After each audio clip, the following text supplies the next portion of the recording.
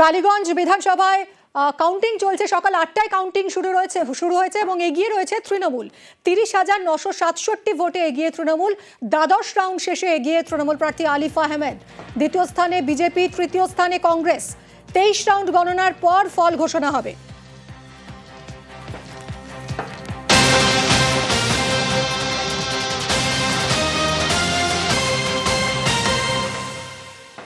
কথা বলবো সমীরের সঙ্গে। সমীর, যা ট্রেন্ড তাতে তৃণমূল এই সিট ধরে রাখতে চলেছে সম্ভবত, এখন কতটা মার্জিন বাড়ে সেটাই দেখার।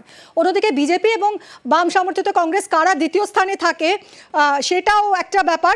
এবং 2026-এর আগে এটা কতটা তাৎপর্যপূর্ণ যদি বাম কংগ্রেস প্রার্থী দ্বিতীয় স্থানে চলে যায়?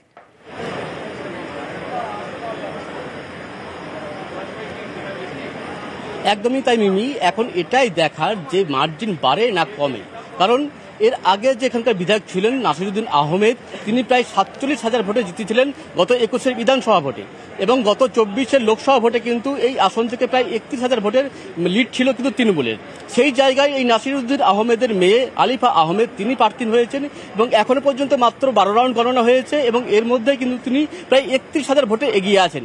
এখনো প্রায় 11 রাউন্ড গণনা বাকি। ফলে এই 11 রাউন্ড গণনা শেষে আর শেষ পর্যন্ত রেজাল্ট কোথায় গিয়ে দাঁড়ায় সেটাই দেখার। তবে এই কেন্দ্রে কিন্তু প্রায় 56% সংখ্যালঘু ভোট রয়েছে এবং এখনো পর্যন্ত কিন্তু সংখ্যালঘু এলাকাতেই গণনাটা চলছিল এবং সেই দিকে প্রথম দিকে দেখা গিয়েছিল সেখানে বাম কংগ্রেস যে প্রার্থী তিনি কিন্তু প্রথম দিকে দ্বিতীয় স্থানে ছিলেন এবং পরবর্তীকালে এখন কিন্তু বিজেপি দ্বিতীয় স্থানে রয়েছে এবং প্রথম স্থানে রয়েছে আলিফা আহমেদ তৃণমূল কংগ্রেসের প্রার্থী।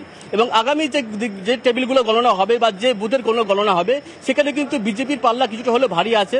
ফলে এই মার্জিন কতটা ধরে রাখা যায় বা এর থেকে আরো বাড়ে কিনা কি কমে সেটা কিন্তু যেমন লক্ষ্য থাকবে, কিন্তু এটা কিন্তু পরিষ্কার যে আলিফা এখান থেকে জয়ী হতে চলেছেন। এবং মার্জিন কতটা এখনো পর্যন্ত 11 রাউন্ডে গণনা বাকি রয়েছে, 12 রাউন্ড গণনা হয়েছে, মোট 23 রাউন্ড গণনা হবে এবং 11 রাউন্ডের যে গণনা বাকি রয়েছে সেখানে কিন্তু কিছুটা হলেও বিজেপির পাল্লা একটু ভারী। ফলে এই যে মার্জিন 31,000 ভোটের যে মার্জিনটা রয়েছে সেটা বাড়ে কি কমে সেটাই এখন দেখার। তবে ইতিমধ্যে কিন্তু তৃণমূল কর্মীরা উচ্ছ্বাস শুরু করে দিয়েছেন, অপরদিকে কংগ্রেস এবং তৃণমূল কর্মীরা কিন্তু মুচড়ে পড়েছেন এবং তাদের ট্রেন্ড কিন্তু ফাঁকা। মিমি, ধন্যবাদ।